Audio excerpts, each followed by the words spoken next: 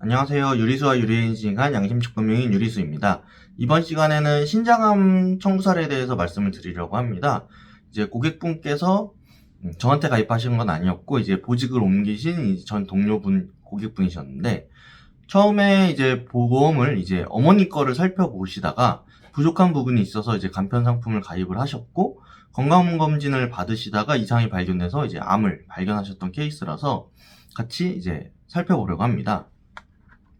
우선 신장이 무엇인지, 그리고 신장암 진단서와 조직검사 결과지, 진료비 세부 내역서를 보고 보험금 지급 내역, 그리고 이제 조금 더 있었으면 했은 아쉬운 점을 살펴보도록 하겠습니다. 우선 신장은 양쪽으로 두 개가 있는 이제 콩팥이라고 보시면 되시고, 이제 노폐물을 걸러주는 역할을 합니다. 그래서 신장은 뭐 세부적으로 뭐 여러 가지 이제 명칭이 있고, 이제 신우라고 해서 이제 오줌이 모이는 곳을, 신장의 제일 안쪽이죠. 라고 해서 신장에 문제가 생기면은 제일 큰 불편함이 계속해서 이제 혈액 투석을 해줘야 됩니다. 노폐물을 스스로 걸러낼 수 없기 때문에 주기적으로 이제 외부의 기계를 이용해서 노폐물을 걸러줘야 하기 때문에 굉장히 불편해지는, 뭐 이 외에 뭐 다른 신체 기관도 없으면 불편하지만 신장은 그런 식으로 이제 투석이 필요한 장기라고 생각을 하시면 됩니다. 보시면은 이제 신장의 악성 신생물 C64.9. 그래서 2022년 5월 25일에 로봇 보조 복강경화 부분적 신정 절제술을 실행하셨던 부분입니다. 그래서 암 같은 경우에는 조직검사 결과지가 제일 중요한 게, 이렇게 C코드를 받았어도 혹은 D코드를 받았을 때 조직검사 결과지에 이제 3그레이드 이상 혹은 이제 하이그레이드라는 표현이 있어야 이걸 악성으로 보고 이제 보험금을 쉽게 지급받을 수 있게 됩니다. 진료비 세부 내역을 보시면은 역시나 이제 입원 비용이 많이 지급을 하게 됩니다. 그리고 제일 메인이 아무래도 수술비겠죠. 다빈치 로봇 수술 같은 경우에는 신기술이라서 보시면은 비급여로 들어가기 때문에 암에 걸리셔서 산정특례를 받으시면은 급여 부분에만 95% 건강보험이 보존을 해주기 때문에 비급여는 고스란히 고객의 목이 됩니다. 그래서 다빈치 로봇 수술이라는 거는 직접적으로 의사가 이제 배를 가르고 신장을 제거하는 수술이 아니라 배에다가 구멍을 뚫어서 로봇팔이 들어갑니다. 이 로봇팔에 그 수술 도구들을 장착을 시켜서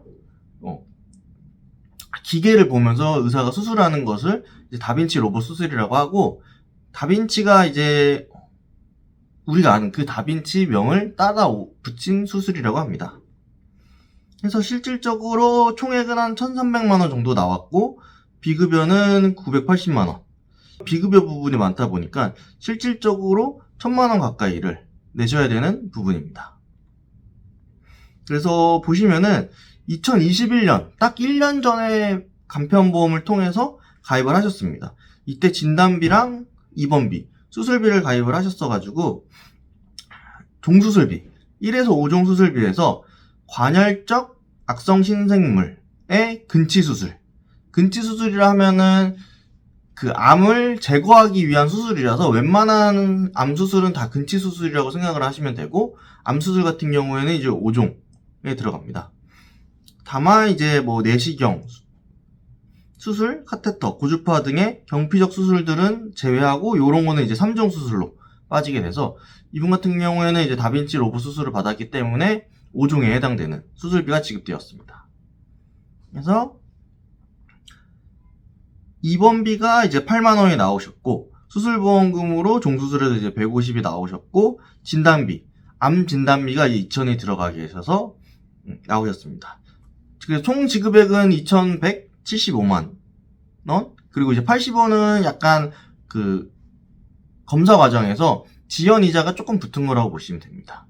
암 같은 경우에는 그 서류들을 제대로 확신을 체크를 하고 지급을 해야 되는 큰 금액들이 많기 때문에 이런 식으로 지연 이자가 붙는 경우가 종종 발생합니다. 이 외에도 따로 가지고 계셨던 실비도 계셨고, 따로 가지고 있던 암보험도 계셨기 때문에 이런 걸 이용해서 이제 잘 치료를 받으실 수가 있으셨습니다. 그래서 요거 같은 경우에는 보험을 준비를 하실 때 단순히 진단비, 수술비, 입원비만 준비하실 게 아니라 추가적으로 후유장애도 준비를 하셨으면 하는 생각에 이제 보여드리는 자료입니다.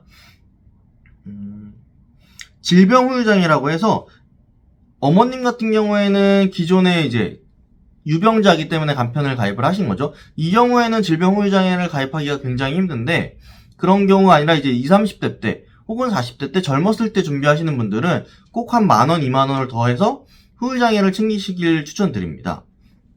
후유장애는 이런 식으로 기준이 있어서 흉, 복부, 장기 또는 비뇨, 생식기 기능을 잃었을 때, 여기서 이제 장기 이식을 하지 않고서는 생명 유지가 불가능하여 혈액투석, 복막투석 등 의료처치를 평생 동안 받아야 할 때, 아까 처음에 말씀드린 대로 신장을 제거하게 되면은 몸속에서 노폐물을 걸러낼 수가 없기 때문에 주기적으로 혈액투석 혹은 복막투석 둘 중에 이제 의사와 상담을 해서 선택을 하게 됩니다. 그래서 실제 밖에서도 병원을 보면은 점점 이제 투석하는 병원들이 늘어나고, 투석하는 병원들 근처에 위치하는 게 이제 다행이다라는 말이 나올 정도로 실제 신장 이런 투석하시는 분들이 상당히 늘어나고 계십니다. 이 경우에는 이제 입원에 해당돼서 흉복부 장기 또는 비뇨 생식기 기능을 잃었을 때 75%, 75% 같은 경우에는 예전 생명보험 상품을 갖고 계신 분들은 후유장애가 50% 이상이면은 또 납입면제가 됩니다. 납입면제 같은 경우에는 요즘 생긴 기능이 아니라 이전부터 후유장애율로 있었기 때문에 생명보험사는 50%, 예전 손해보험사는 80%, 손해보험사도 요즘에는 50%로 내려갔기 때문에 이 부분은 꼭 체크를 하셔서, 우리가 납입면제를 받으면은 더 이상 보험료를 안 내고 보장을 계속 받을 수 있기 때문에 진단비는 1회지만 수술비, 입원비를 추후에도 필요하다면은 지급을 받으실 수가 있게 됩니다. 그리고 보시면은 4번, 흉복부 장기 또는 비뇨 생식기의 기능이 뚜렷한 장애를 남길 때, 투석을 안 하시더라도 아까 신장 같은 경우에는 양쪽에 2개가 있기 때문에 한쪽에만 암이 발생돼서 그 부분만 제거를 했을 경우에는 4에 해당돼서 지급률이 30%. 왜냐면은 하나가 남아있기 때문에 기능이 좀 저조할 수는 있지만 자가적으로 이제 노폐물을 걸러낼 수 있는 겁니다.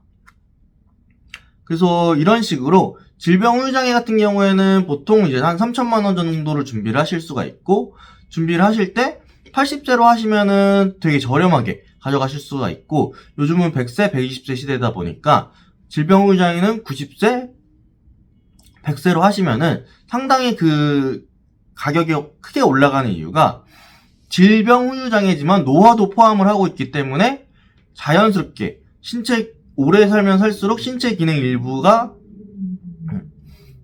기능을 상실하기 때문에 인공장기들이 점점 개발되고 인공장기로 대처되고, 혹은 이런 투석 기계 같은 걸 통해서 많이들 치료를 하시기 때문에 질병 후유장애는 여력이 되신다면은 꼭 넣는 걸 추천드리고, 뭐 치매나 디스크, 인공관절 등 모든 전체 부위에 지급을 하기 때문에 꼭 챙겨가시는 걸 추천드립니다. 이것으로 이제 신장암에 대해서 지급드렸던 사례를 말씀드렸는데, 이 외에도 똑같은 신장암이더라도 다양한 사례가 있을 수 있기 때문에 본인이 상황이 어떤지, 그리고 이제 어떤 진단을 받았고 의사분께 어떤 수술을 이제 권유 받으셨는지에 따라서 천천히 잘 상담을 통해서 치료를 받으시고 그에 맞게 이제 보험금을 청구하시는 게 가장 올바른 방법이라고 생각됩니다. 감사합니다.